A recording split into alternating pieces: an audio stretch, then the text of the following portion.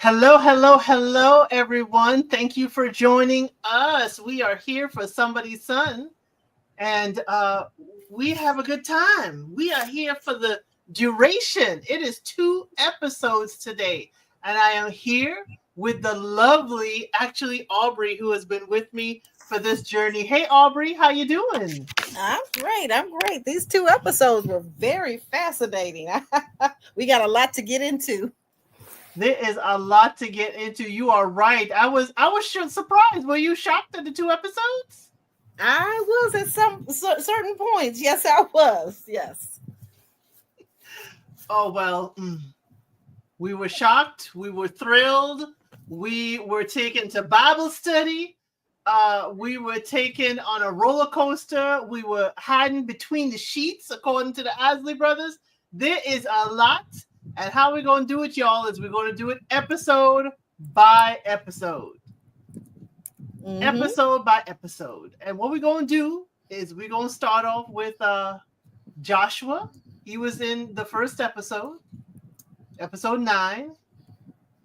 And Yes. then we're going to go to Chad, and Chad crossed the 2 episodes, and then we'll end with James and his mama. So y'all know we're doing the 2 episodes, but we're going to flow like they did for us. But let's say hi to the people. Joshua. Hey, Joshua. Yes, you were first over on actually Aubrey's channel. This is being streamed on both of our channels. So glad to have you here. D Brown. So glad to see you, ladies. The review makes my workday go by fast. So glad we can help you. Yeah, we got lots of thoughts on these 2 episodes. Lots of thoughts.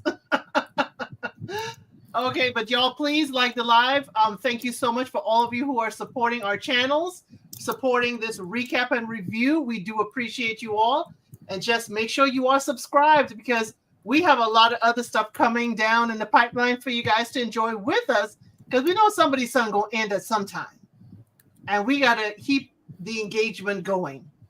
So as I said, let's start off episode with Joshua and Uma. I feel like I haven't seen them in a bit. I know. I know. Whenever they're away, it seems like it's a long time away.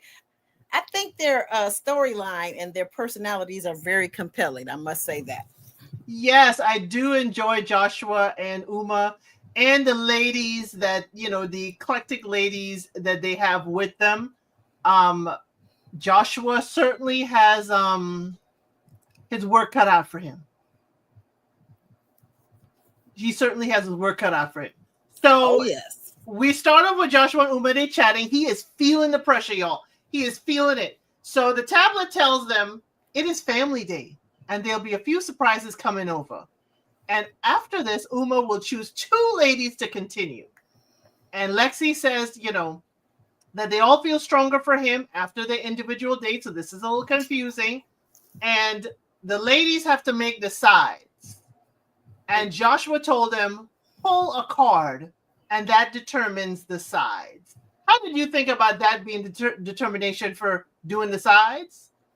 I thought it was as fair a way as any because I think if you just ask the ladies to what do they want to prepare, they're gonna probably say the thing that's easiest for them, and then that might all be the same thing. Like they might all say mac and cheese, or two of them might say it. So I actually like that he let them. They had to pick cards, and except for the one lady, which was I'm sorry, Lexi. no. Oh. Shabrielle was the only one, according to her, who claims to actually be a cook. She can cook anything. Oh, okay. Yeah, Yep. and the other Mhm. ladies are kind of, like, hey, well, I can put it in the microwave. Well, Lexi got dirty rice, and she said she thinks it's nasty. That's where I thought you were going. Like one lady was uncomfortable with her choice. Lexi thinks dirty rice is nasty.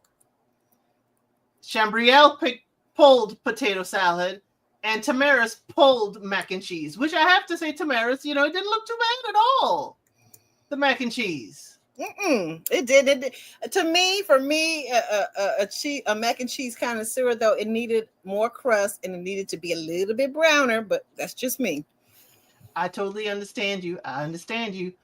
Chambriel thinks that more folks are coming because there are large portions and there are a ton more chairs than usual. So Chambriel, our investigator in the group, she's sniffing out everything except what his job really is. I'm sorry. Say again. I said, is Chambriel our investigating group because is she sniffing out stuff except for, what his job really is? Oh, yeah, that's a good point. I hadn't thought of it that way. Oh, quite a few people got on my nerves, flavored tea. Glad to have you here, though. Yes, my usual suspects and some additional ones. But we're going to get there. We're going to get there. So the doorbell rings, and at the door is Michael, Joshua's older brother.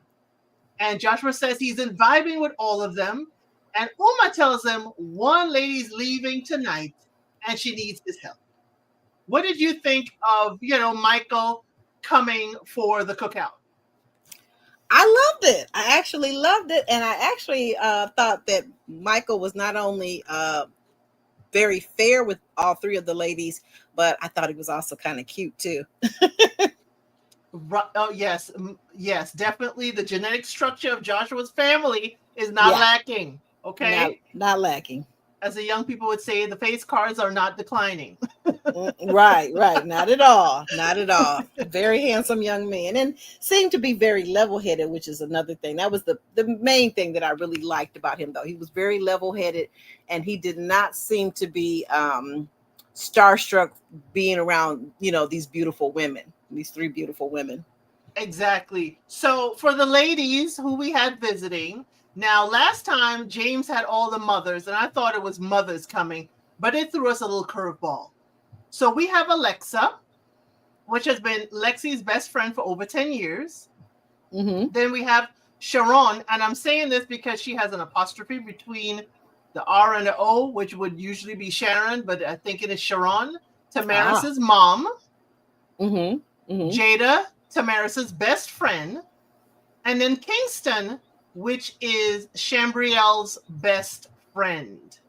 So I thought, Tamara's got two people to come. I mean, could we have had more people? I mean, did we not know how many people could come to the cookout? Yeah, I don't know why that was that she was able to bring two people, but what I did notice, and I'm sure we'll get to this, is that mom kind of disappeared from the she kind of disappeared, if you notice that, though, too. And the friend kind of took over. So maybe that was the reason why. Probably. I did see that mama disappeared. And that was the first one we saw. We saw Sharon talking with Joshua. She said she was very apprehensive about this experience since Tamaris can keep to herself a lot. And I think we have seen that. And Joshua and Uma have also seen that in the previous episodes. I wonder, that's a very good point. And two, as a extroverted introvert myself, I wonder if she is also introverted and it takes her a while to become accustomed to people, warm up to them. But once she does, then, it's party city, right? I kind of wondered about that. Yeah, and I wondered that too, since she's in sports journalism, I wondered about it. I was like, even if it's not your natural state, maybe tap into your sports journalistic persona to, get more out of the box. That's what I wondered with Tamaris. Right. But Michael went and talked to Lexi and her friend, Alexa, and he says, either one of you got kids? Right. Y'all got kids? He was right on that. he was on the, and he didn't want to just ask Lexi, but he was like, y'all got kids? I want to know. So, in the breakdown of it all, Michael does say, Lexi is beautiful, but the two kids are a red flag. He's like, it's not a negative, but basically, is Joshua ready to just step in and be a dad? Okay, I got a question for you. So do you think that do you think the brother Michael was already aware that Alicia was a mother? Did you get that feeling? I'm sorry, Lexi. Lexi was a mother. Did you get that feeling or what? We didn't see if he asked everybody. We don't know how much of a heads up he got. He could have been told, like, one of the girls got kids. Okay, yeah, and they left it right. open. Yeah. Yes, okay. they cut it out for any of them. So you could ask, I think it would be a normal thing to ask, do you have kids? Or if somebody says no, well, do you want kids with my brother? I think it would be a natural flow, even if he wasn't told. Okay, yeah, I can see that. I definitely can see that. But I was just wondering if someone had told him that, that she had children. But like you said, maybe they just mentioned that one of the ladies, and it was up to him to do his research. But she said something interesting because he asked her, how does she navigate dating, being a mother? And she said she will introduce someone that she will be marrying. And it kind of like struck me like, what? Are you going to introduce them like at the engagement party? You got to do it before. So are you going to introduce them before proposal at least, so if this gentleman can blend well with your kids? I kind of was concerned with her statement there for a bit.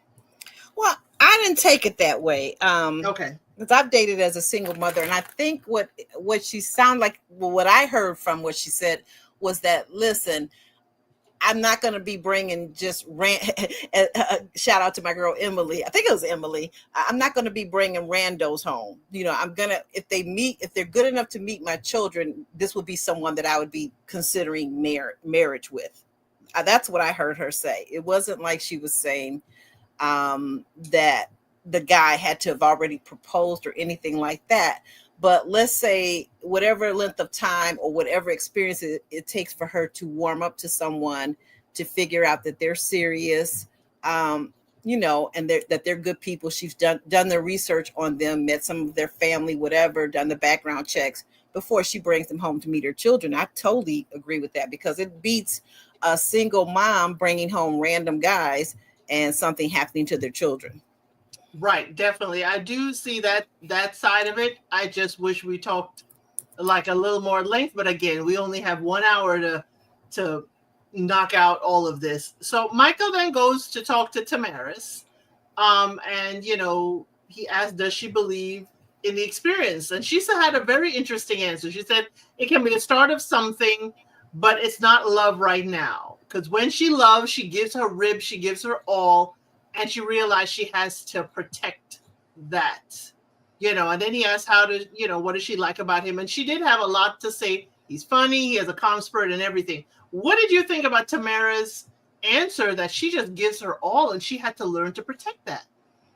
I think that's very wise. I think the Bible teaches us to protect your heart at all costs, because your heart is where everything flows from. And if you get a broken heart because you're careless with your heart, you don't value your heart, your emotions and things like that, then, you're going to have a poor outlook on life. Because, hey, like, look at somebody like, not to bring the Never Ever Mets into this, but look at somebody like Charlie. She's going to have a bad outlook because she continues to play this delusional person, and she's constantly getting hurt. At least that's what I believe. But the other part of it was, though, it's gonna get a little conflicting with Tamaris, because later on, as we'll see in the episode, she does a couple of things that kind of gives away that she's all of a sudden now feeling strongly for Joshua. You know what I'm saying? Mm-hmm. It does. It does. Michael then goes to Chambrielle and her best friend, and her best friend said, "Hey, Chambrielle is special. She has an established career." Her friend just exalted her, and I'm like, I need a best friend like that walking behind me, keeping it up. Yes. Kingston was like, "Let me tell you about my friend. She's YZ, da da da da da," and I heard the marching band coming up behind him, exalting her. What do you think about this? I loved it too. And when you said that just now, it made me think about that song. What was the show? What was the TV show? Let me tell you about my best friend. Yes. I love it. I mean, I think that's the way your best friend should be hyping you up. I loved it. She's a great hype woman. Right. He was amazing. He understood the assignment. He's like, hey, my girl is this. And he also tells Shambria how he sees her. And she was like, get it. But she also says that it's like she has already met the family and everything is a vibe. She just feels like this is just smooth sailing. Yeah, I agree. I think that she has that. Now, she strikes me, I could be wrong, but Shambrielle strikes me as someone who is not only extroverted, but she's also like a warm soul. She has a warm, welcoming spirit about her. Yes, she does. She definitely does. So next we see Joshua, Uma, and Michael. They talk, they break it down. Michael likes Lexi. Okay, she got a good job, a career, but them kids. Michael said, but them kids. You want to be a father of kids that ain't yours. And Joshua's like, I got to think about that. Yeah. And Michael's like, you got to think hard about that. I got a question for you. I'm sorry, I had to take a little sip of water. I got a question for you. Did you ever feel like while you were watching this episode that perhaps Joshua is more physically attracted to Lexi of the three women, but the children factor for him is an issue? Did you ever feel that way? I think he is physically attracted. Whether it's more than Tamaris, I don't know. I think he is physically attracted to Lexi, but yes, the responsibility of children is what can push him back on his heels, and we can understand that. Yeah, I get it. He's a young guy, and even if she had one kid, the responsibility of a child, I can see just pushing anyone back on their heels to think. And you want someone who will actually think and take it seriously. Absolutely. So on Tamaris, Michael said, sounds good. Uma says she too quiet.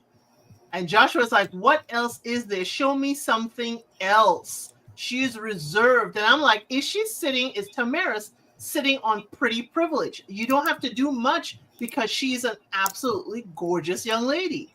Is that why she ain't doing much? I don't know. That's a good question. And again, because we're gonna visit it a little bit later on when all of a sudden she starts doing a whole lot.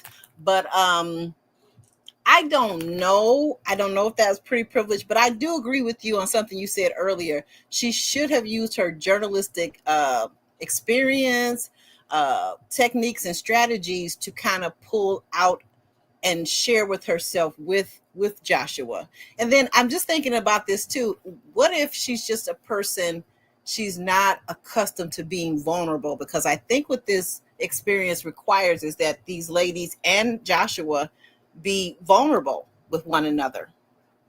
Right. It does require you to open up, and also you're living there. You have to show him, kind of like showcase your personality. And if he constantly has to draw you out, it can get exhausting. Yes, absolutely. Yeah. So on Shambrielle, Michael says, cool people, just not his type or what he usually goes for. And he said, Joshua saying Michael's talking wild, but he wasn't initially attracted, but she is the baddest one here. Yeah. I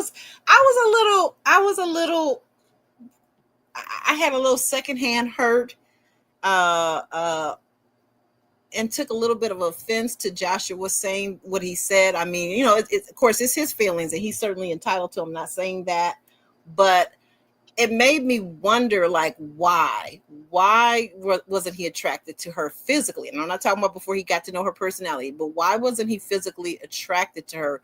What was it about her? What is it inside of him that, what type of woman physically is he normally attracted to? And why can't you just look and see, even if someone's not your type, that they are still attractive? I don't know. That kind of hit me the wrong way.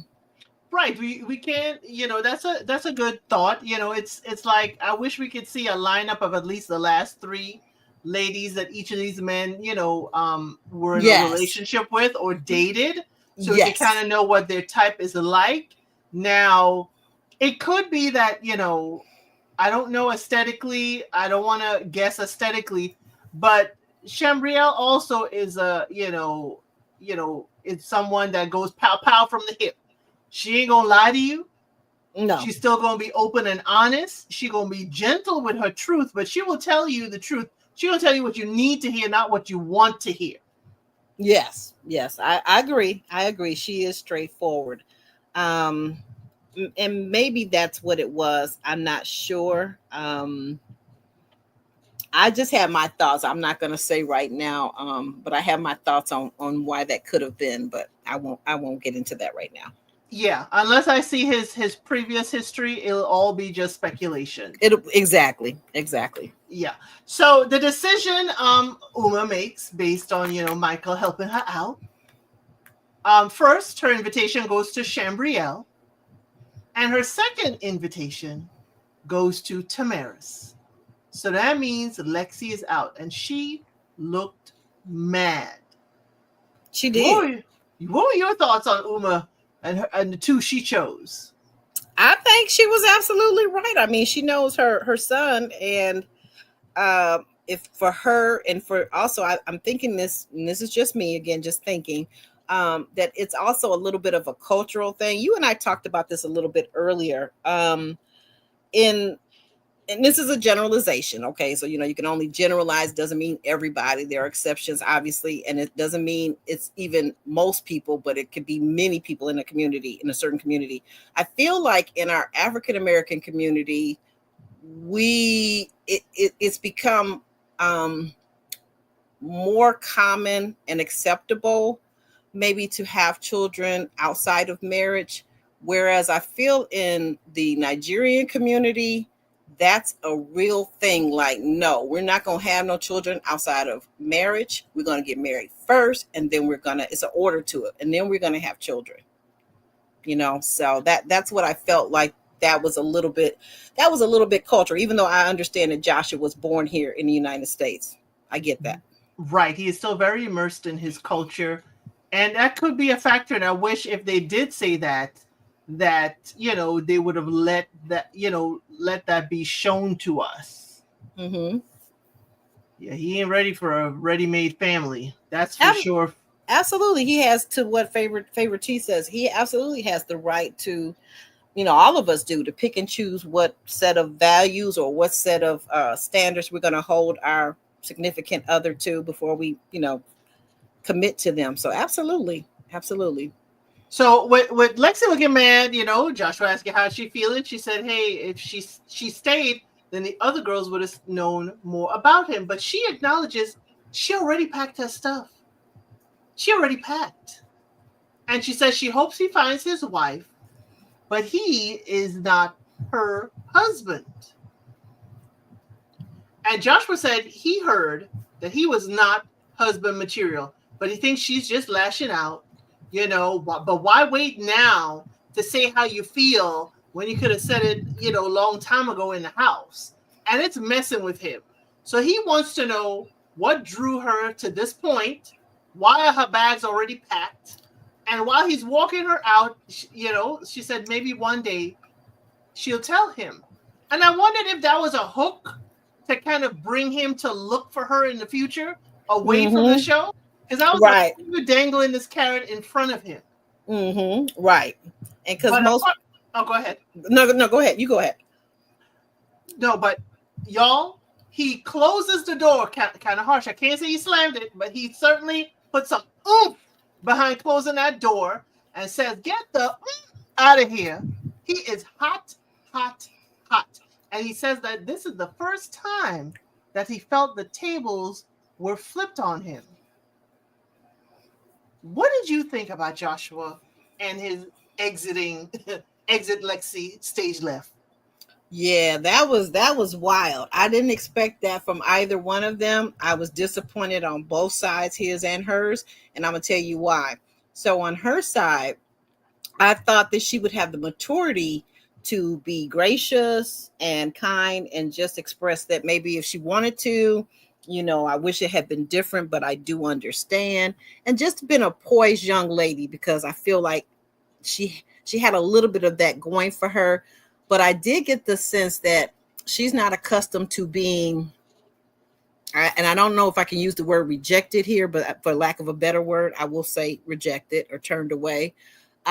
But for Joshua, I really didn't understand. So maybe there's some editing going on and some things that she said above and beyond what we saw. Because when he closed the door and said, "Get the F up out of here," I was like, whoa, like what, Joshua? What's going on here? Now, this is where I'm concerned. People who are usually jovial like Joshua, it's not that I don't like happy people. But anybody that's Okay. overly jovial, I want to know, how do you behave when you're mad? Because you too lash out. Yeah, exactly. How far Because down in the pits of anger do you get? Because happy can swing all the way to mad, and it'd be a pendulum. And now we see Joshua mad, but I do agree with you. I think something was edited out. What we have seen, and again, this is an edited, produced show. What we have seen of Joshua is he is not quick to anger. And I'm thinking from the space of time from the door there, but he did acknowledge he was triggered, that he was not husband material. Why would that trigger you? Okay. Now, you know what? You saying that, asking that question just triggered something in me. He would be triggered by that because, once again, consider the community that he is from. He is from a Nigerian community. They take marriage very seriously. But she didn't say that. She just said, "You are not my future husband." I get it, but and I love the way he said it. He said, "But what I heard was," and then he filled in the blanks, right? Yes. So he recognizes that she did not say that he wasn't husband material, but I get what he was saying. That was what was inferred to him. And again, because we don't know what was cut out, some of the things that she said that were edited out could have also inferred that he was not husband material. And like I said, I just feel like, and you guys in the audience on the replay, correct me if I'm wrong, add your comments. But Nigerian people, as a general rule, take marriage and family very, very seriously. Now, my concern with this is, I wanted to say to Joshua, players have off days too. Y'all every week hear me say Joshua is a player. That's a player line.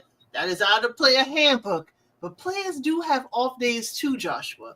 Now, seeing you mad, what you're mad for, I'm like, that triggering you that quick? I'm kind of side-eyeing you.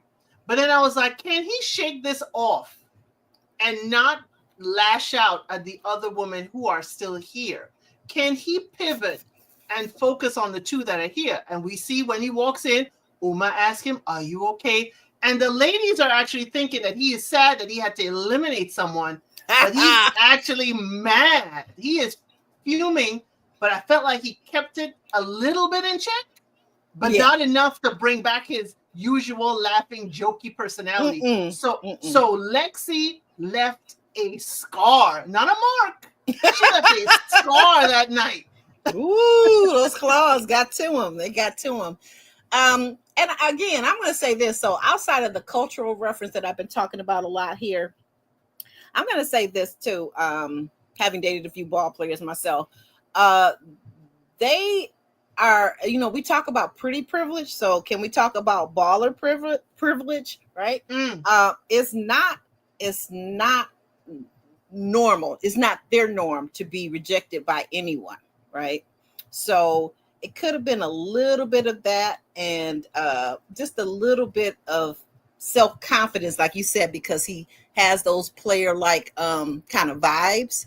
So he's kind of like thinking, hey, you know what? How could she say those things to me? He was all prepared for her to be, like I said, poised, and to say, hey, you know what? I'm sorry this didn't work out, or, I wish it could have worked out, or whatever. Because then he could have still reached out to her after the show was over. But she kind of closed the door in his face. It kind of gave me the whole, the cat call, and if the lady don't answer the cat call, well, you wasn't pretty anyway. It was giving me that. I was like, And it gets that on both sides. Lexi too. It's kind of like, I didn't really like you anyway. That's why my bags are packed and I was heading out. I was like, Lexi, now you're sounding like it was sour grapes. Sounded like it was sour grapes. So a pretty girl, yes, I agree, Munira, and with you, actually, Aubrey, that a pretty girl telling him, I don't like you, I don't want to be with you anymore, and you ain't husband material. It felt like dig. And, that's where the scars are left behind.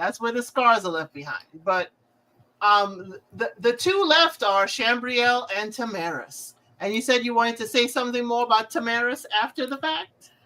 Yeah, we're gonna you bring us to the scene where he does begin to tell the ladies what he's been hiding from them this whole time. You want to talk about that? That was this episode? Was it? I thought it was a preview for the next one. Oh, my bad. That's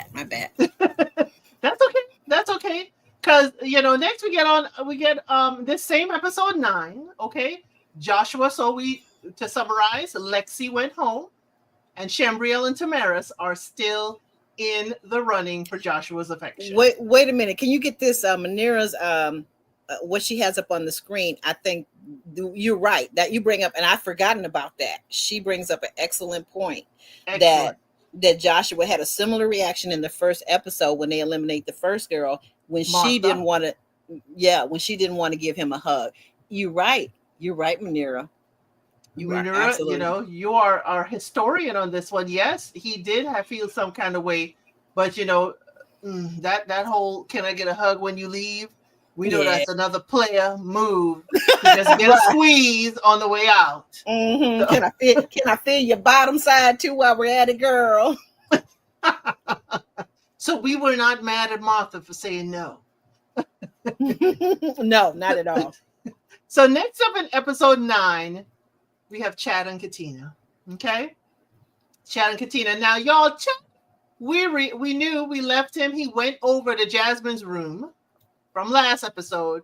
And this episode, we find out that he didn't leave till 6:12 a.m. I wrote it down exactly as production let it out. 6:12 a.m. That's a lot of time just to be cuddling, huh? The sun done rose, okay? I ain't asking what else rose, but I know the sun rose by 6:12 a.m. And he's on the way out to do his walk of shame. So he said he found himself sleeping in her bed. How do you find yourself? And Jasmine said they just needed extra time. But y'all been having extra time by the pool on the couch. Y'all had a date. What are we doing? So then we see Paige was up cooking for everyone. And I was like, ooh, please see Chad walking across the house. Please see him coming from Jasmine's room. Exactly. That's what I was hoping too. I was like, okay, he's got to get busted. He has to be busted. I need for him to be busted. Caught. But that is not what happened. Chad goes all the way back to his room without being seen by anyone else in the house. So he said, Paige says he has been indifferent to her. So this is why she's trying to cook breakfast for everyone. So Lauren asked Jasmine, how was your date? And Jasmine says she won't talk about the kiss or him sharing her bed with the other ladies. But Lauren says after their date, he did say all the right things, but now the energy is off and for someone else. And Chad is saying, oh, he tired to Jasmine, and they are flirting. What did you think about this kitchen scene? Because Chad seems to be like, whoever had my attention last is who got my attention first. And Lauren, she's clocking all of this. She's like, at one point they show her by the counter near them. It looks like, even though when they showed them a second or third time, it didn't look like she was as close. But I think Lauren being more mature than these two in terms of age and experience, she was clocking all of that. She was like, oh yeah, like he went out with her and now he's flipped. He's flipped to her. Right. He flipped the attention all the way to Jasmine based on the date, but they don't know, what was happening during the night. So next we saw Katina and Chad were talking. Katina said, that she and Chad are learning about each other. She didn't know that he drank black coffee. And I'm like, is this new? Or did he always drink it black? I don't know. 'Cause It sounds like sometimes she don't know this child. But she says she loves that she gets to see him every morning. Well, that's new too, I think, isn't it? But Miss Katina comes into the comments and says she raised a child. Okay. Okay. Okay. I'm gonna leave that right there. So Chad does not tell his mother all, okay? She is talking to him. He's handling this so well, and I'm laughing at the back of my mind. And she said he is so pleasant and cordial and kind, and that is her son. And I am in the back of my head. Katina, stop, please. Stop. He just was sneaking out somebody's bed this morning. He is kind. He is smart. He is wonderful because he is my son. That's what it sounded like. That is what it sounded like to me. And I was like, you are embarrassing your mother, and production is embarrassing her by having her say all this when he just did a walk of shame. Right, exactly. Exactly. So the tablet says the theme is the importance of partnership, future planning activity. So Chad will choose who he goes on a date with, an active date. So they have to put their dreams and goals in order. And I do have the order. Jasmine put God and faith first, health, then family, then career, travel, money, and children is last. Okay. Lauren put God and faith, health, family, career, money, travel, then children. So she and Jasmine only had money and travel in two different spots.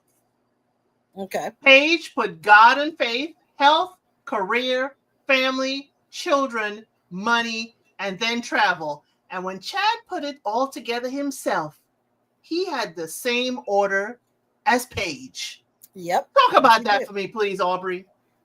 Well, I think that it has a lot to do, and I think he said it best himself this episode, is that they were raised in very similar types of family, raised with similar types of value the relationship that one has with God and your faith as being very, very important, a priority. I'm sorry? Oh, I thought that was James with I thought that was James and Sabrinae. I thought James had said that about Sabrinae. Oh gosh, I'm mixing my people up. That's okay. Let me spank my hand. Okay, I'm sorry. But I don't know. I guess I'm thinking that maybe with Chad and Paige, it could be the same thing. So you know what? I'm sorry. I mixed that one up. It can be because they did track and field, they did sports, they did education. They had a lot from the first episode. Paige and Chad, the first episode they were in, we realized they had basically they were the same person. Yes, basically. Yes. So Chad and Katina do go back and talk. And they talk about how Lauren had children low on the list, even though she talks about children. And that Jasmine has money low on the list like him. But in the end, Chad chooses Paige to go go-karting. And Jasmine is not happy. She is pissed off. Oh, yeah, she is. Well, she feels entitled at this point. If you shared your bed and perhaps even your body with someone for 2 nights in a row, of course you're going to feel a little entitled to their time and their attention and their affections, right? Right. Lauren is saying Chad is doing the bare minimum and she refuses to be a pick-me girl. But again, as you said, he just spent the night with Jasmine. He was invited over. He stayed until 6:12 a.m.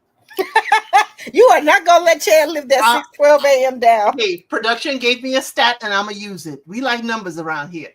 I love it. And he's a finance guy. He likes numbers too. 6:12 a.m. If you spend all night between my sheets and then you go pick another woman to go on a date with that you are not obligated to date, yeah, I'm going to feel some kind of way. Oh, yeah. So he does go karting with Paige. She does win. I think he looked a little sour about that too, but that's just me. I don't know him. Chad said they had fun times, great dates, but it feels like friends. And how does she show affection? Because he thinks that she is friend zoning him. Because the high five at the photo shoot when he wanted a hug. And Paige is like, hey, I can be affectionate with you, but I need more quality time. And he is dating other people. But he said, hey, we have a connection piece missing, and it is physical attention. And she agrees that she will try to do more affection towards him. What did you think about this conversation on this date? I think that Paige, I love that fact that she has boundaries and she has standards and expectations, and she is not a pygmisha, right? She's not a pick me girl. And I love that about her, and I love that for her. However, if you ask me what I've been thinking about Paige for quite some time, is I am a little concerned if this is something that happens to her. Forget about Chad, right? But I'm wondering with Paige, is this something that happens to her more often than not, that men think that she's friend zoning them? Because Paige, for me, just my viewpoint, Paige has a vibe that is very homey-ish. And like I said again, if this is something that's, Paige, if you're listening, if this is something that happens to you frequently, I would suggest that you work on being in your feminine energy just a little bit more. Just a little bit more. In my defense of Paige, even though this is not a courtroom, in my defense of Paige, I know that we are sometimes taught that the best relationship starts first with a friendship. Mm-hmm. And it may be misunderstood that it will stay in friendship zone. Mm-hmm. Maybe what's happening with Paige. She may legitimately want more, but the person is probably thinking, oh, we head into friendship and we can't veer anywhere else. So Paige may want to build off of the foundation of a friendship first and not necessarily friend zone.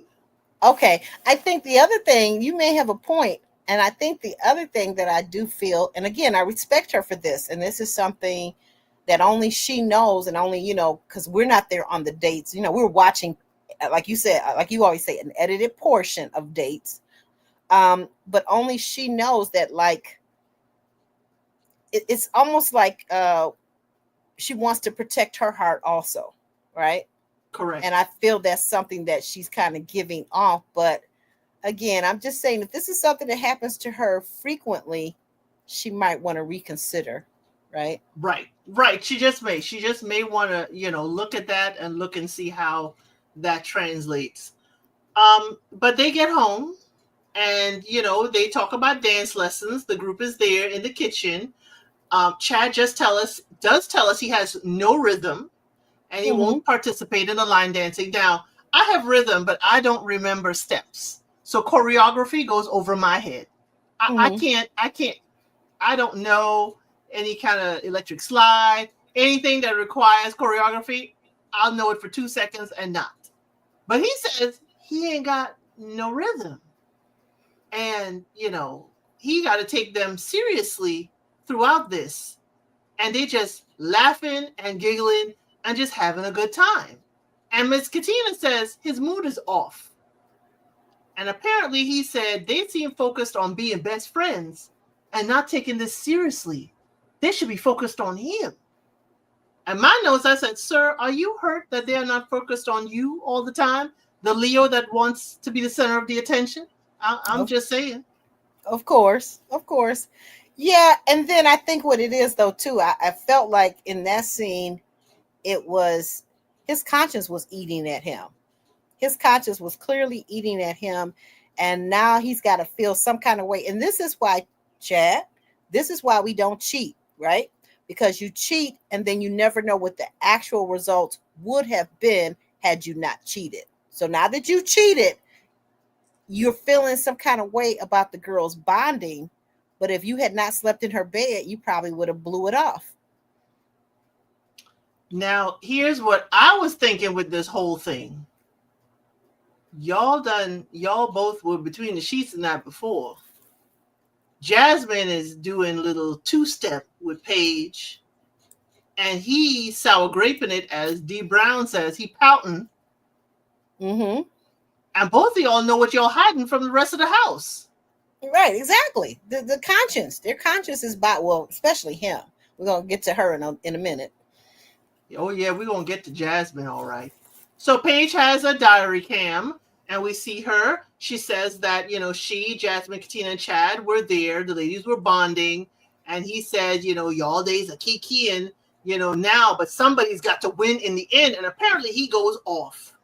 And Paige says she tries to hug him, and he was stiff with her. Y'all, he had his shoulders together like he was enduring the hug. And she said that, she's trying, but he has an attitude. Yeah. I think at one point, it was, if I was looking at it correctly, I think he had one of his hands in his pocket, his pants pocket. So he couldn't possibly hug her. He had the one arm he kind of casually threw around her, like just to kind of play it off. But yeah, he clearly wasn't receptive to her hug. He clearly wasn't receptive to her giving him any kind of consoling or comforting. He wasn't receptive to that, even though he had just had to talk with her about her being more affectionate and that he would like that. Right. And just Rhonda 01, we've got evidence of your analysis coming up. Yeah. So then we see Lauren telling us there was drama in the house, and she went to bed early to have herself a 1 hour long shower. Mm-hmm. She sees Paige crying, and Jasmine's missing.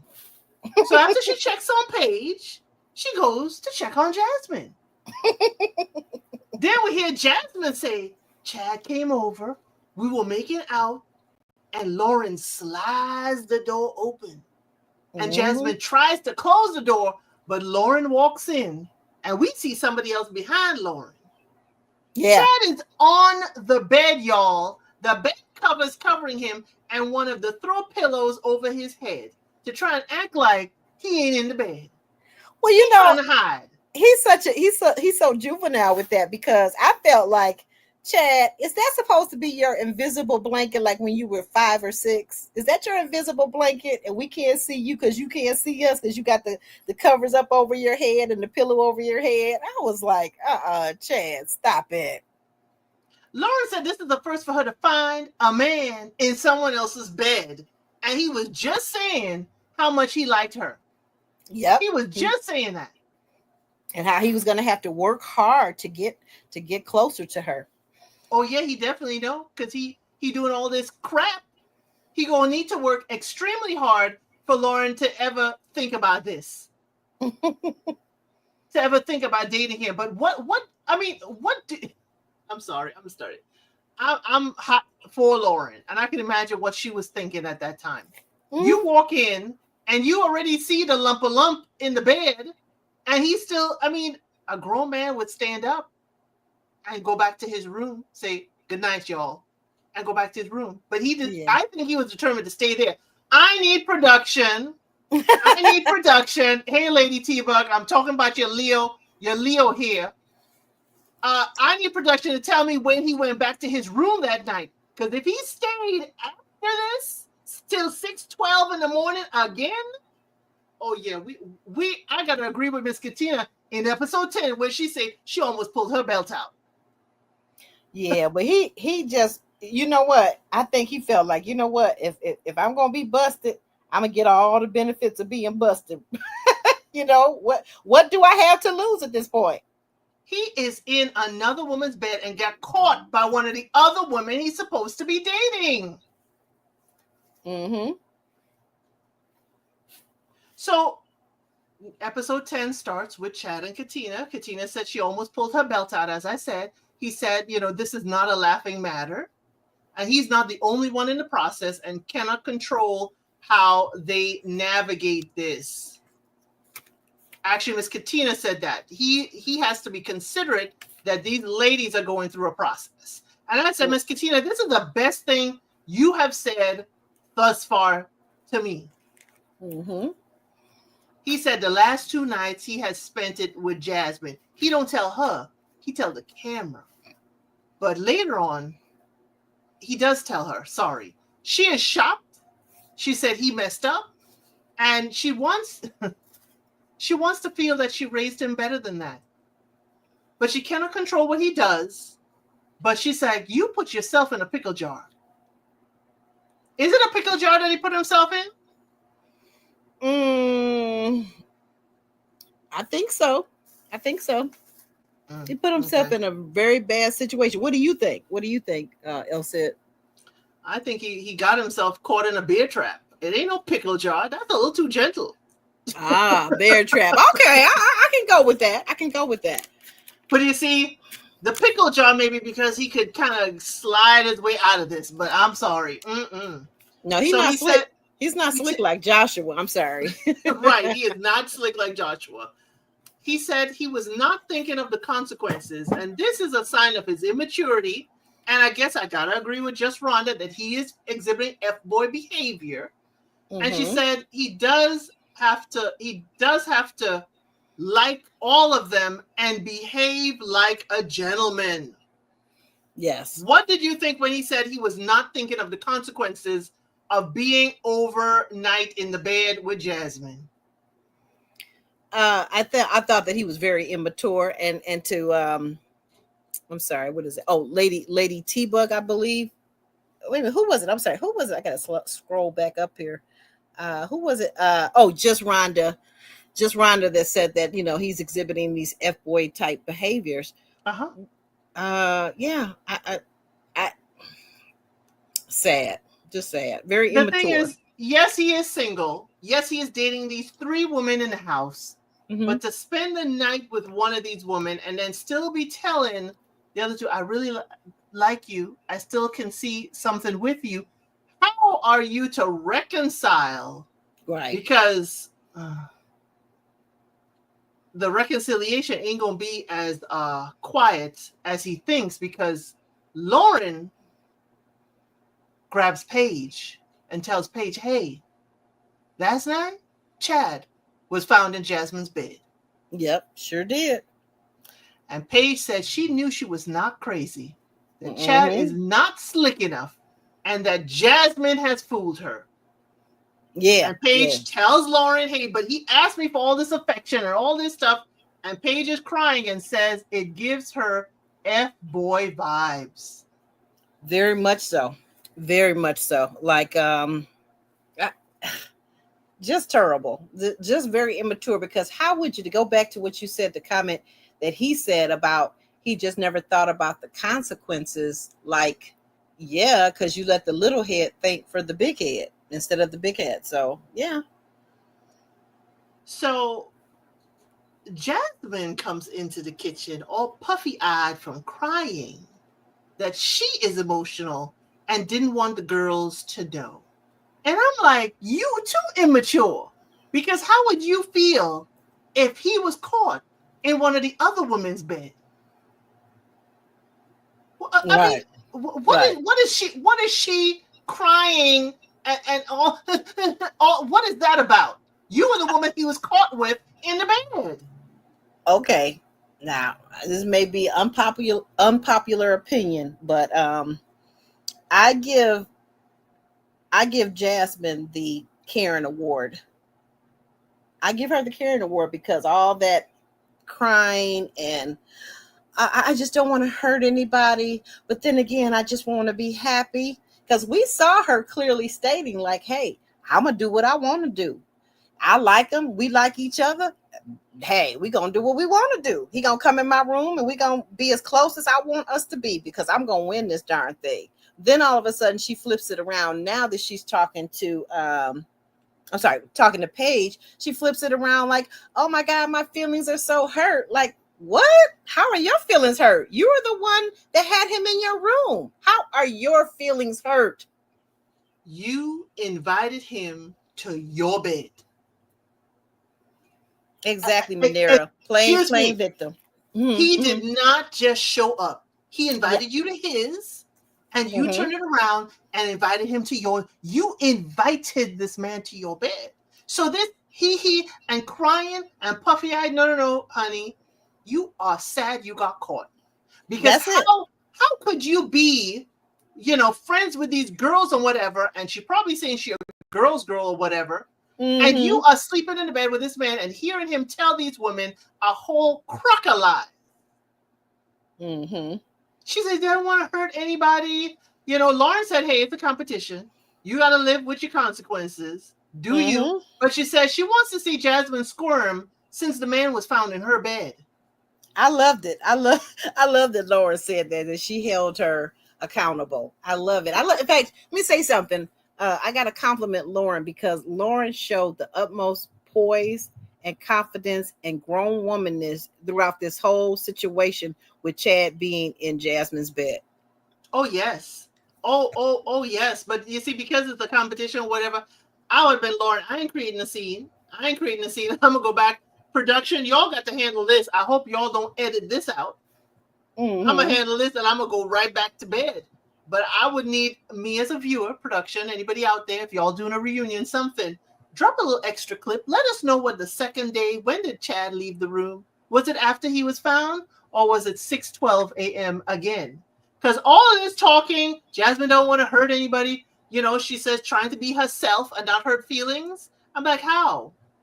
You know, how can, you know, I said, careful, Jasmine, in my nose, careful. This is how a woman can end up being a little secret.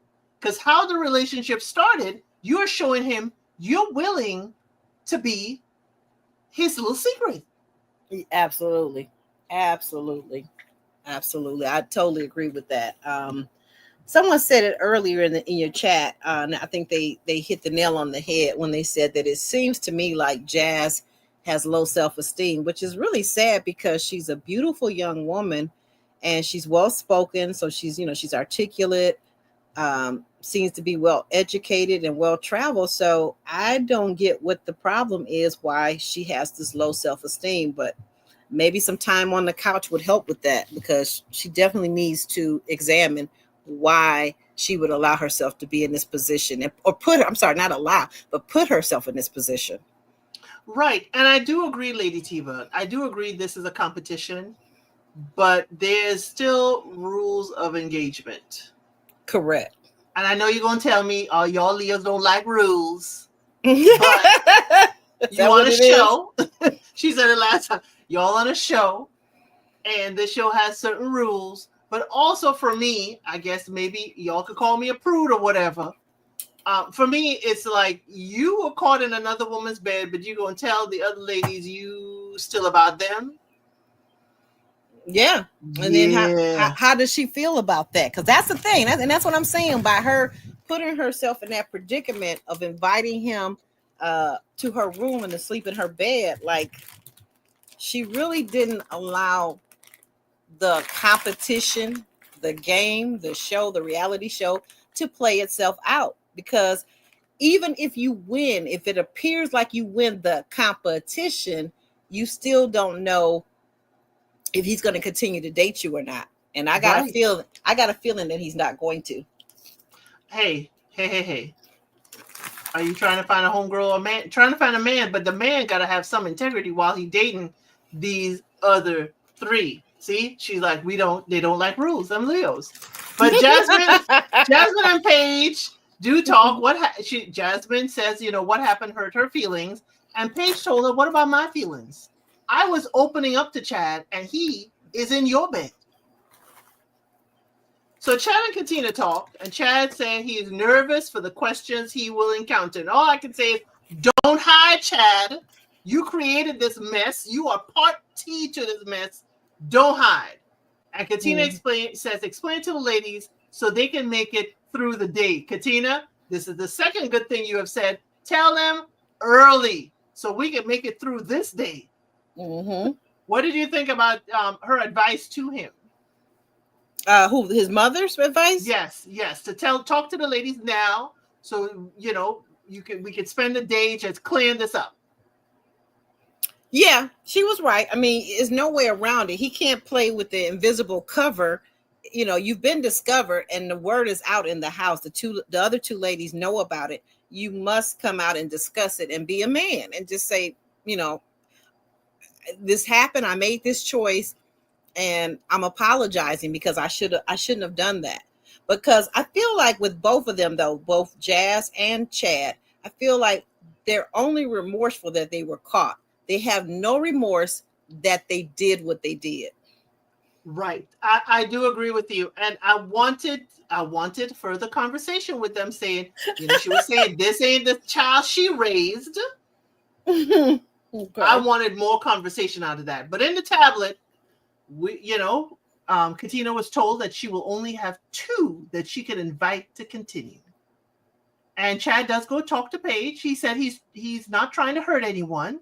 He was frustrated with his mom, and I'm like, lies. Or remember, I said early on with Paige, will she catch a stray because he got issues or frustrations with his mom early on? And now here we are. Paige said, you asked me to be open, and you reject my advances, and you let Jasmine console you. She said, it's hard to believe she didn't do something wrong. And I am like, this is how self-doubt creeps in. And I'm like, Paige, why would you think you did something wrong? I just want to hug Paige. I just want to hug her in this moment. Yeah.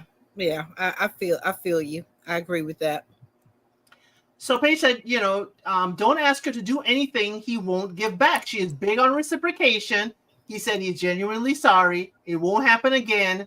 And I said, that's the moment I'm like, nobody asked him, was this the first time he was in Jasmine's bed? Nobody asked him. Nobody did. You're right. So Paige decides that she's going to move forward with the apology. She'll see if there's growth. And I'm like, she's doing this for the sake of the show. Please, Paige, tell me it's for the sake of the show. Because I'm sorry. Would y'all feel this way, Paige and others, if y'all know this is the second night he was in her bed? What do y'all think? Do y'all think Lauren and Paige would still be here in this moment if they knew this was the second night that Chad was in Jasmine's bed? That's a good question, because I feel like I might feel the same whether it was one night, 2 nights, 10 nights. I might feel the same, because I would be very disappointed in him. And I would feel like, you and I must be prudes alike, because for me, even though, we know it's a competition, it's a dating show and it's a competition, the two of them still broke the rules.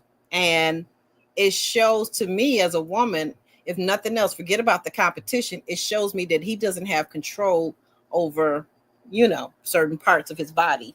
And I don't like that. I don't like men that are all out there and every cute woman they see, they got to have her. I don't like that.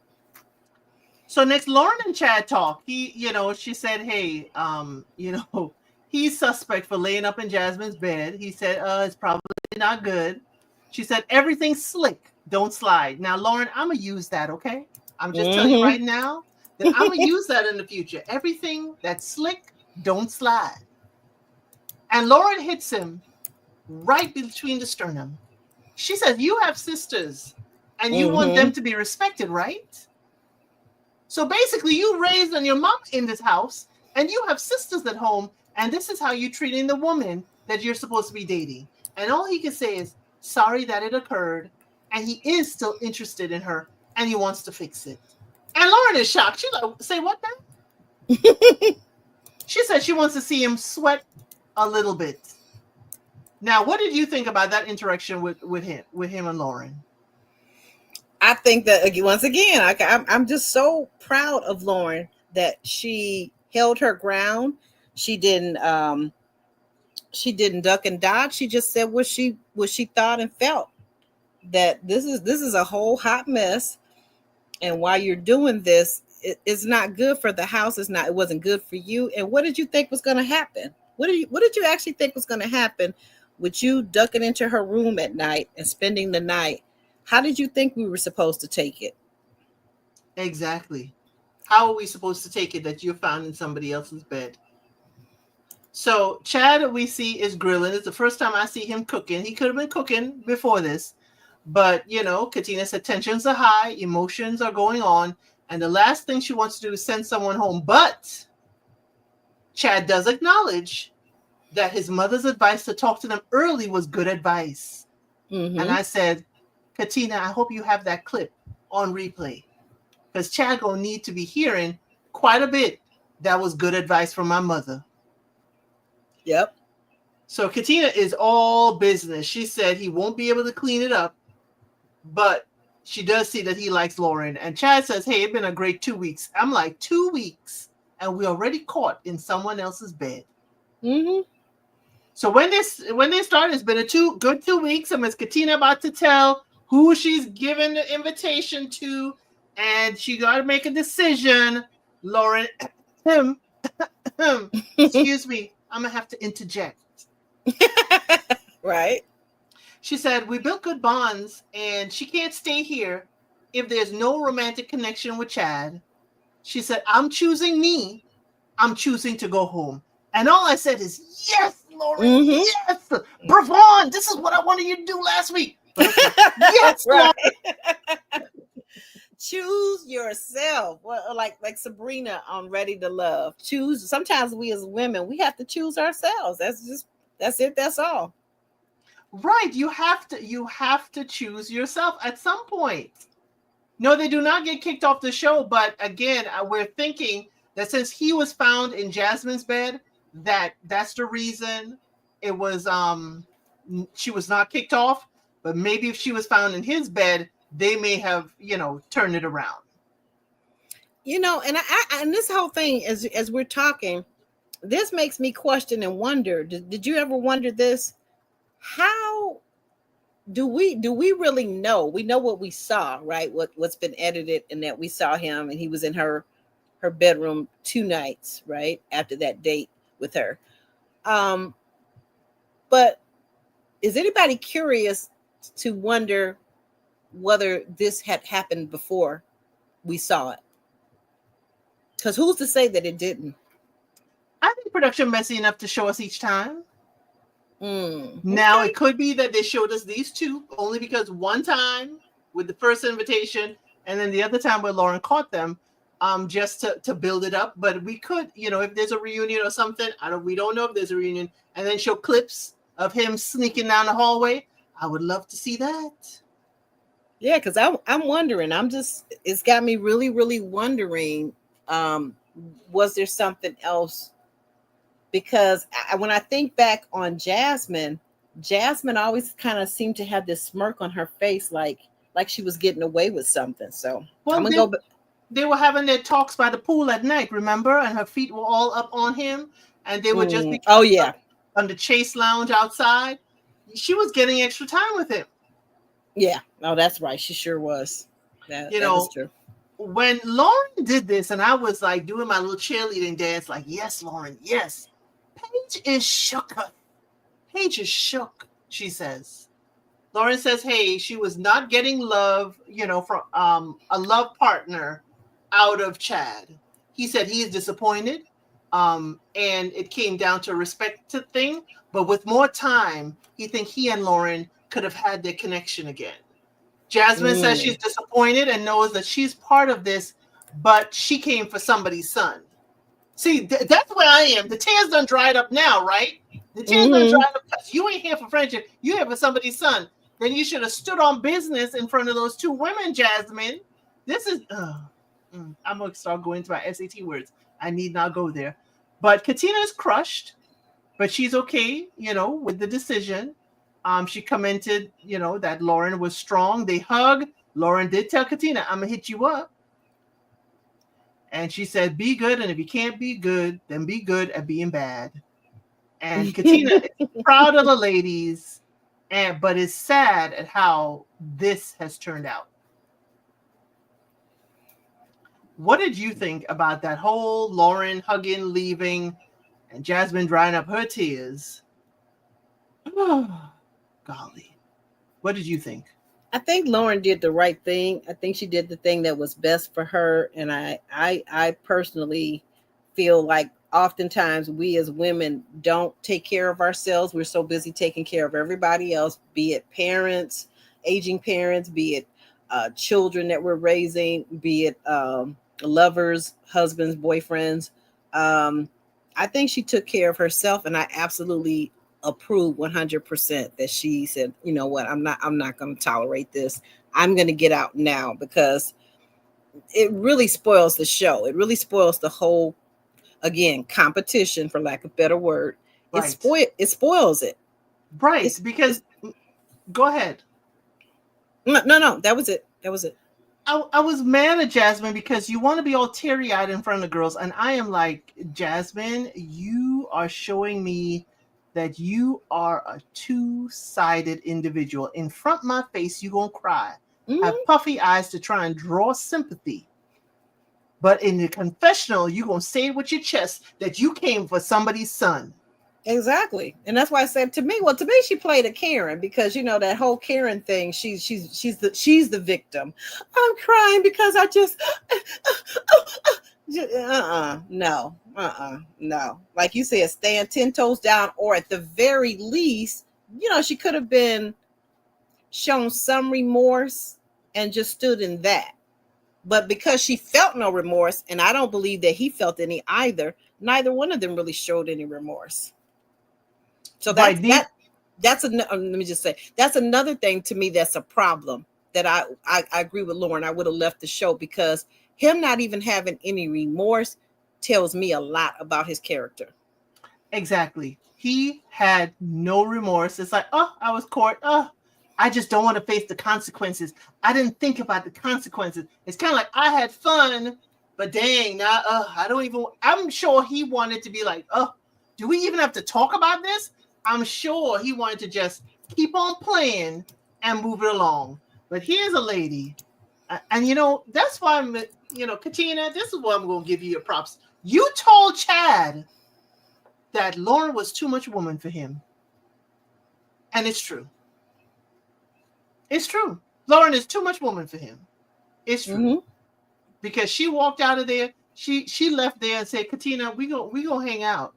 I ain't gonna talk to your son.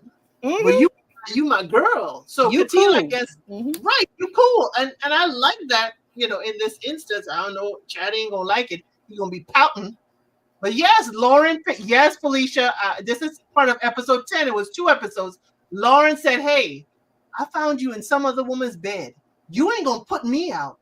I'm gonna walk out, because I ain't staying up in here. With head held high. Exactly. There you go. For you to play in my face and for Jasmine to be crying in my face, I need to leave. Thank you very much. You don't even need to walk me to the car. and you ain't getting no hug. Yes, Chad'll be all right, because he had 2 nights in Jasmine's bed, and I'm sure he's gonna be trying to get there again. I ain't got no doubts about it. But production, I need that timestamp for that second time that he left her.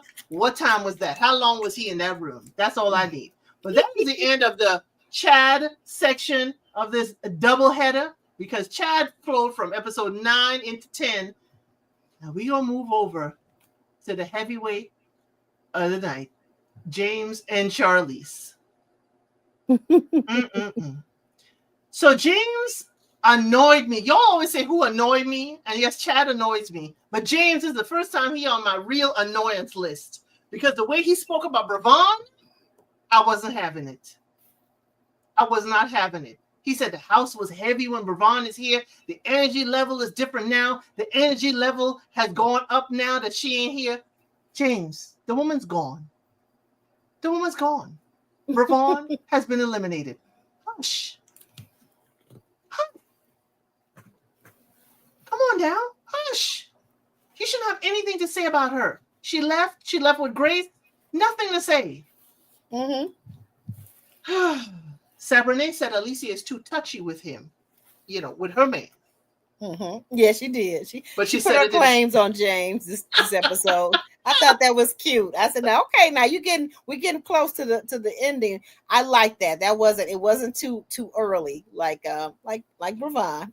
Exactly. And Charlize says she wants her son to see Sabrina. And James and Charlize talk. He said he is most interested in these two. And you know, James says, you know, they have to be open to each other's choices, and he doesn't want anyone to feel judged. But I'm like, but he judged Bravon. So the tablet says the importance of partnership. So we're doing this future planning activity here too with these 2 ladies, and it's time. And James will choose someone for his romantic date. Sabrina chose God and faith, then family, health, career, money, travel, children. Alicia had family, God and faith, health, career, money, travel, children. Now, Charlize says, Alicia putting family first is a red flag because God is the rock and cornerstone of her family. But her board means that Alicia is still young. And we see James is bored. God and faith, family, health, money, career, travel, children. Only money and career are switched with Sabrinae.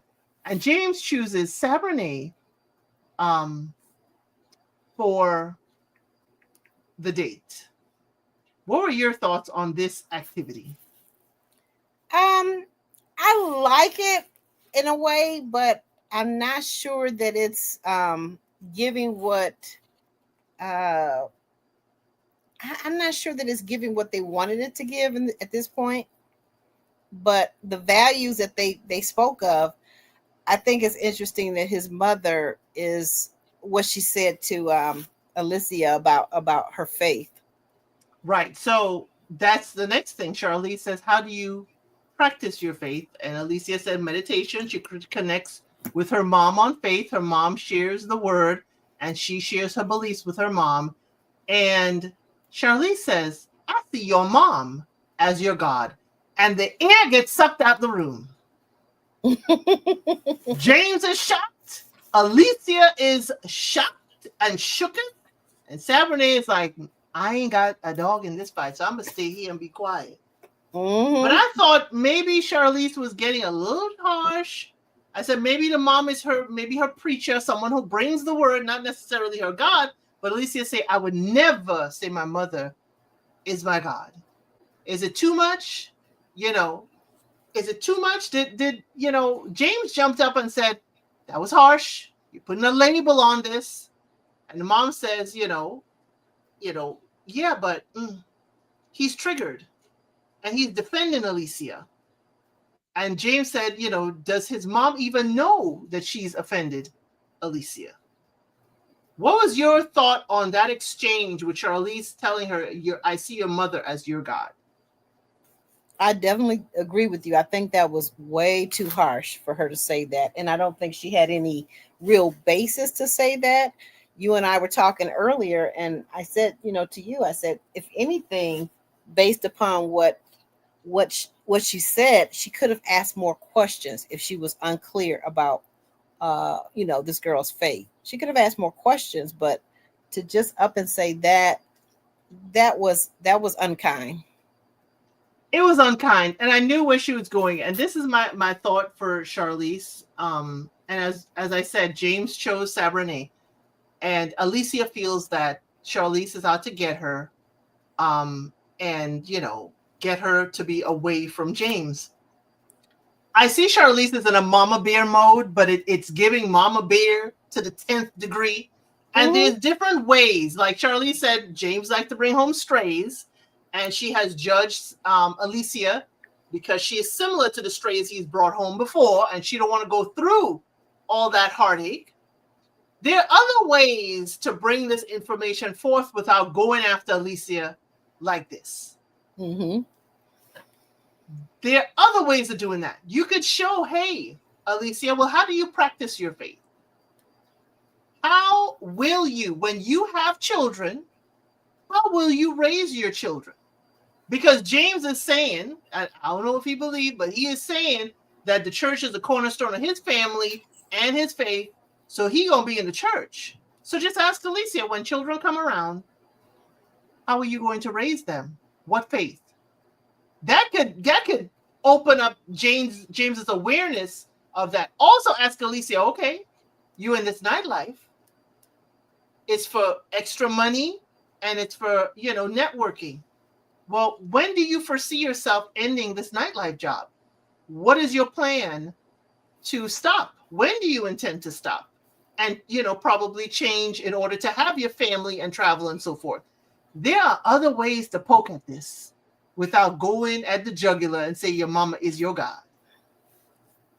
Yeah, that was a lot. And then someone said in the chat, she could have thought that, but she didn't have to say that, even if she felt that way. Yep.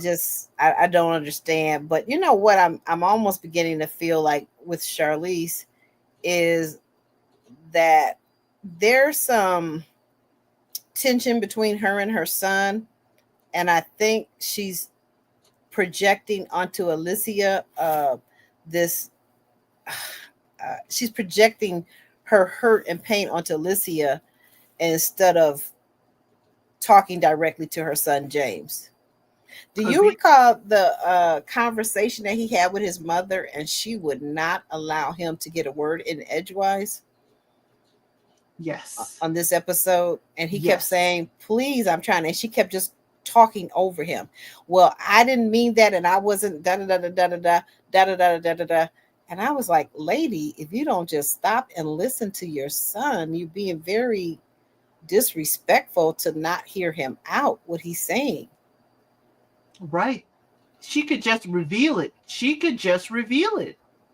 She could reveal it in other ways instead of taking a dig at the ladies. You got to just open it up. And you cannot save him from everything. Nope. You cannot save him. And when James had said before in a previous episode, what, you don't trust me with all the stuff that you have taught me over the years? Hell no! Because you've been still bringing home strays after all that you've learned from me over all these years. So heck no! You have not been applying the lessons that I have taught you, and you still ain't applying it. But you can't save him. If he's going to get with, I'm not saying Alicia is this, but if he's going to get with someone she has determined is a stray and they drain his bank account, that is his decision to make. Like I learned this early on. You can raise your children, but you are not their only influence. Not at all. Not at all. And if this is what James wants, even if he may trip, fall, when a baby is walking, they may trip and fall, but you got to let them trip and fall for them to gain their balance. Yeah. Yeah. I think sometimes with our children too, sometimes the easiest way to make sure that your kids do exactly what you do not want them to do is to be adamant about it and to, talk against it and speak against it. I can remember when one of my children was in high school and there was this particular person that I didn't think that they should be interested in or dating or seeing. But instead of saying, well, no, you can't see this person, I said, oh, you know what? How about have them come over to the house and you guys do studying together at the dining room table? You see? You got sometimes with our children or anybody, you have to use reverse psychology, or you have to kind of think, well, like to what you're saying, Elsie, you can't stop your children from getting hurt. Some hurt and some pain is necessary in life so that you can learn the lesson thoroughly, right? Right. Sometimes it's for the lesson to stick. Because right now, I've been imparting, talks and telling my son how to navigate things. He think he grown. He want to do it his own way. Okay. Watch out for X, Y, and Z if you do it your way. But then you come back because you done hit your head, because you done scraped your knee. And you come back and say, no, Mom, you're right. Okay. And my thing, why are you fighting just listening when you know I'm just trying to help you get your balance and walk straight? That's all. That is it. But James does choose Sabrina to go out on the date. He does tell his mother, I don't think you adhering to the pact. You have certainly hurt Alicia, and but he feels bad at choosing Sabrina. But Sabrina, as you said, what did you say about James and Sabrina? Why he chose her? Oh, what did I say? I'm sorry. You said because they have the similar background. They were raised similarly with family in the church. Yeah. That part, I think they were. I really felt like that, and I felt like James, though, his mother may have a point about him. As I'm thinking about him, he may be the person, because remember now, Charlize keeps talking about this nightlife with Alicia, right? She keeps talking about that nightlife, and then we find out that James had an affinity for the nightlife himself, right? So I'm wondering if he values someone, how to say this, someone that's going to seem like harder to tame, someone that's going to be like a challenge, as opposed to someone that has the same values like a Sabrina. That's what I'm wondering.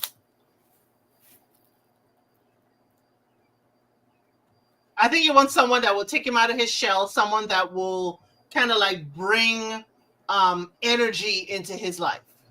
Oh, okay. If that makes sense. I could see him, wanting the more active person, the more out of their shell person. And I could totally see that with Alicia more with Sabrinae, because Sabrinae is kind of giving us Tamaris. We see a little glimmer of more, but we don't see a lot with Sabrinae. No, we don't. We don't. I agree with you on that. And that's a good point. I hadn't thought about it from that perspective that you just said, that he might want someone to kind of help pull him out a little bit more outgoing, a little bit more extroverted. I hadn't thought of that. Right. He everybody needs a little bit more than, just the quiet reserve. And it could be quiet and reserve because, she's in this, dating facility, and it's cameras everywhere. So they do go to the Butterfly Museum. The conservatory, it's absolutely beautiful. Absolutely. They talk about their journey, how they're very close to their family. And Sabrinae, it may be cutesy, but I didn't think it was cutesy at 30, but it would be cutesy at 16. She does ask for a kiss. They do kiss. He is surprised. And he says he can see a future with her. Why did I not believe James? I went for just Rhonda. I don't think James really likes Sabrinae. Now, here's what I got to say about little Miss Sabrinae. I just happened to be scrolling over on the gram, and I go and I look at Sabrinae's page, and I'm like, oh, okay, Sabrinae, this is the side of you that we have not seen on this show. Like you said, there's something we're not seeing. It could be the cameras. It could be that she has a certain image that she wants to project. I don't know. But you go over to Sabrinae's page, and wow, she's in the swimsuit bikinis, and she's out there. She's out there having fun, and that could be just what it is. Like a lot of things I always see on the gram are really just branding, right? Right. Now, Alicia is left home with Charlize after all this, this back and forth about your mama, your God. James done left Alicia in the house with his mama. He's not the brightest when it comes to emotional intelligence. Yeah, mama, you hurt her, but I'm going to leave her here with you. Handle it. I didn't hurt her. You hurt her. I saw Alicia's face too. She was looking like, what in the world? You gonna leave me here with your mama after what just happened? That's what I saw in hopefully the knives, the butcher block and the knife block was tucked away. Hopefully it's tucked away. So she said she is hurt by the comment his mom made about God. So she decided to write a letter. She tells her, that, she, to get her thoughts together, she's not used to doing things, or she's not great at doing it on the fly. So she has to write it down. So she says, she tells Charlize, you're strong, amazing, but you're coming from a place of judgment. And James told her, and she can see why now. And I'm like, what James been telling you about his mom? That's the first thing I said.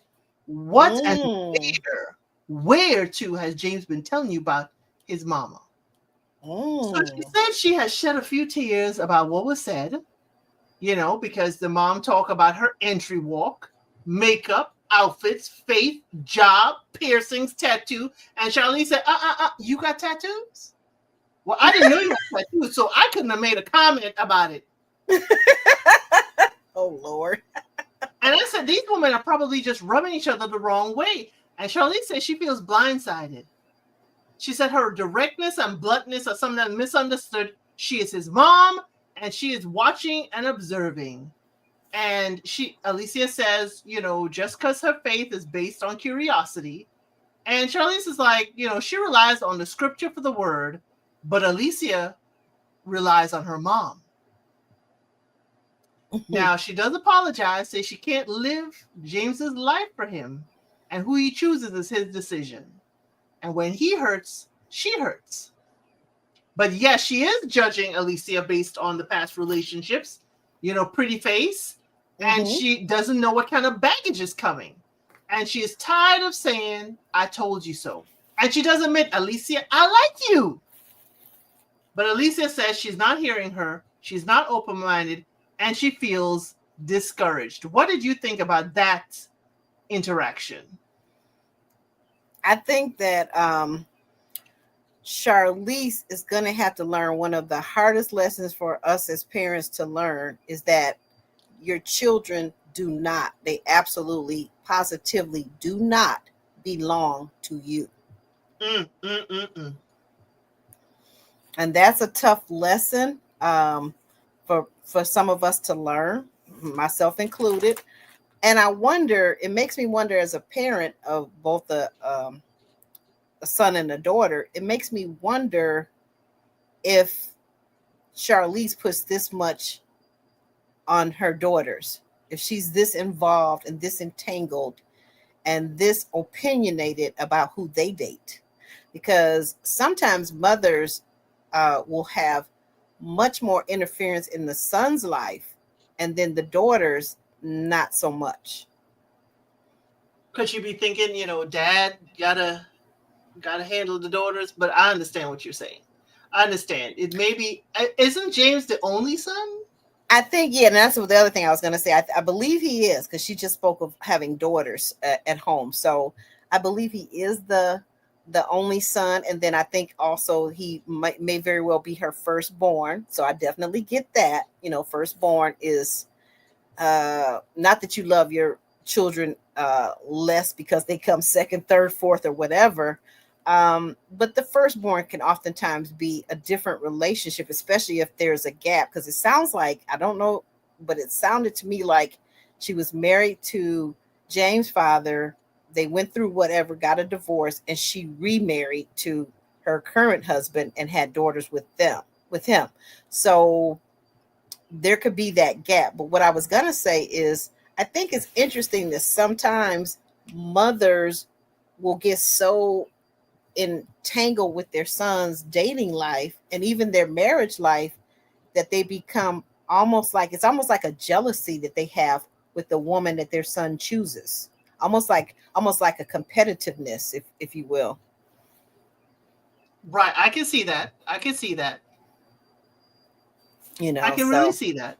yeah, because of whatever gap that Charlize had with James when he was growing up, we know that he says that he went to stay with his father. So she may be feeling the need to try to replace or duplicate whatever she missed during those years. But unfortunately, we can't really go back, can we?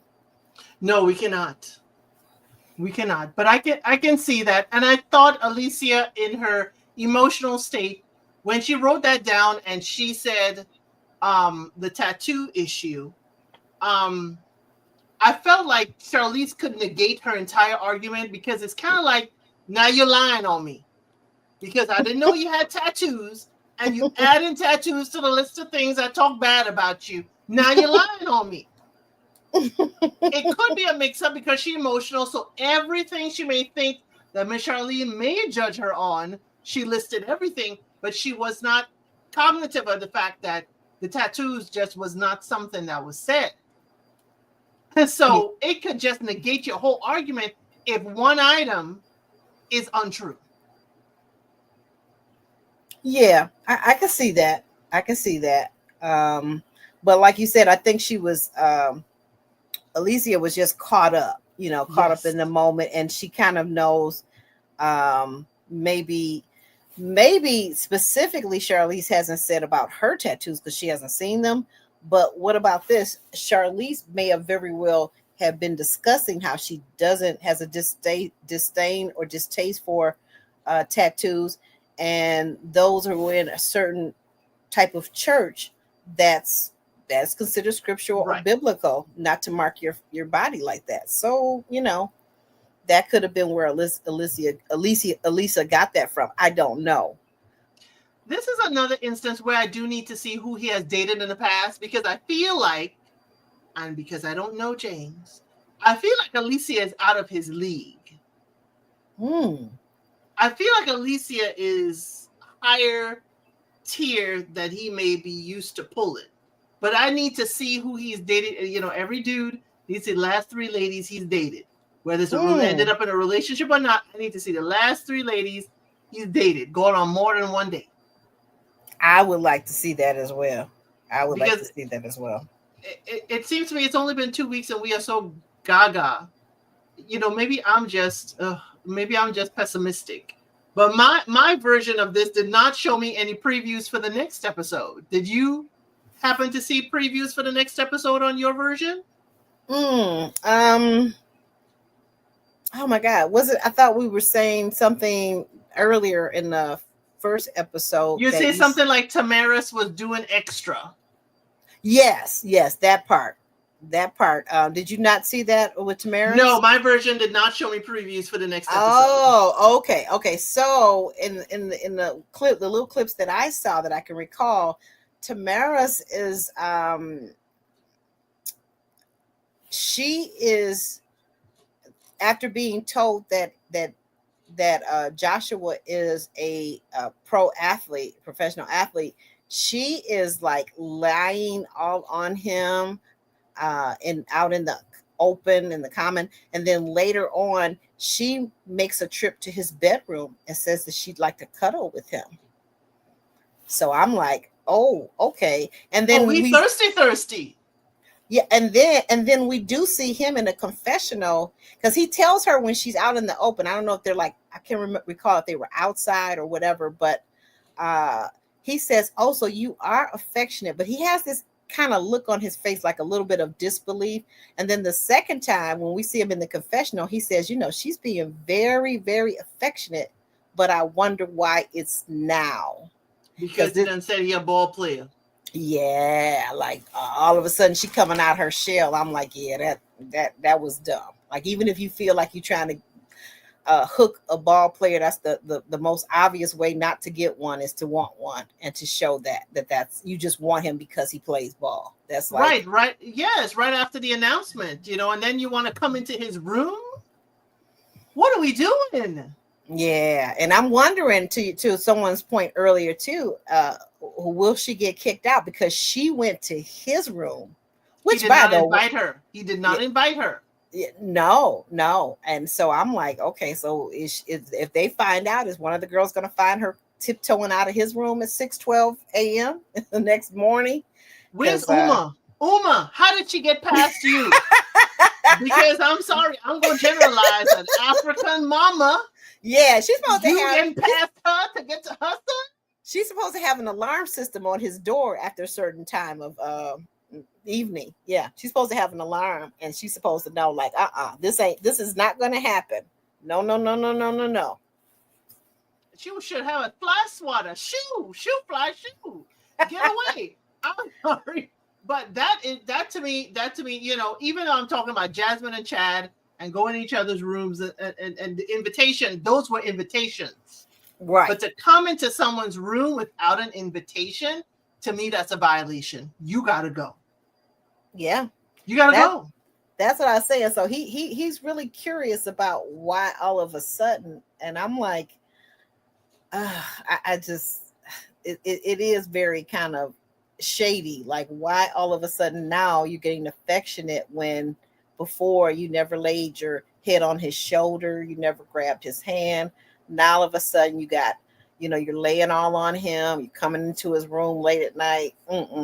Not a good look. Not a good look. Not at all. Any other preview? Or did they just show that?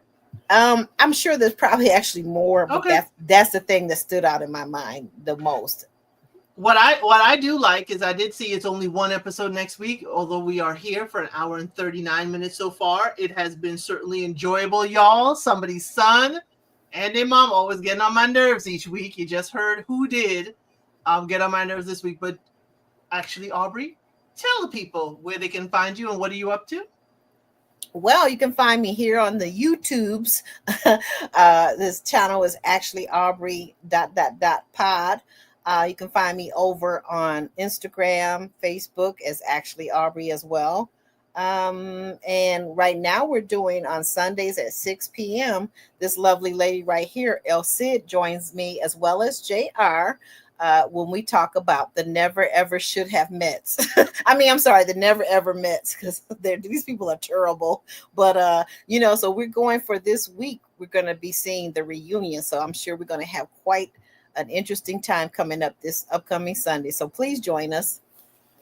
Yes, make sure y'all are liking this live on both of our channels, as well as subscribe to both of our channels. I am doing Somebody's Son on Tuesdays here with Actually Aubrey. I am on her channel for Never Ever Mets on Sunday evenings. And I also do unsolicited advice. And that's where we give advice to folks who are asking for it out on the internet. Plus, I do unscripted on Fridays, where it's whatever the channel decides. Now, right now, I have a poll. Another guilty pleasure of mine. I am your fashionless friend, but I love to watch Project Runway. So I have a poll on whether we should recap. And it's going to be a quick key about Project Runway. We're going to talk about what the challenge is.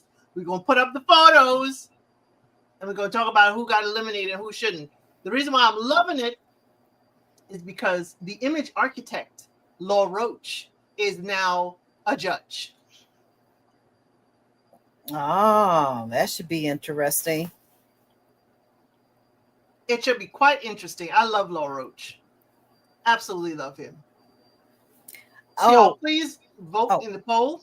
Go ahead, Aubrey. No, go ahead. Tell me about the poll, but I did forget something, but go ahead. I was just going to say that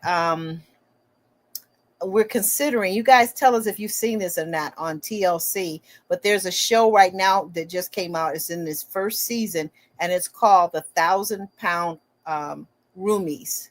And I am just so tickled by the two young ladies that are in this show and their vibrance. And even though they're over 400 or 500 pounds, we're considering doing that on my channel, and this young lady right here will assist me with the lives. So guys, let me know, is anybody out there watching the 1,000-Pound Roomies? It just started a couple weeks ago. Well, we shall see. Look, Favorite T is saying I rather do a live about it. My recaps are for Alone. That's a survival show right now. Y'all know I do my Love is Blind. Right now, doing recaps for Alone. I'll definitely join Aubrey when she does live for that Roomies. But yes, I am definitely looking at a poll for Project Runway. Please go to the post and make your vote known as to whether I should do Project Runway this year. I love Law Roach. I'm sorry.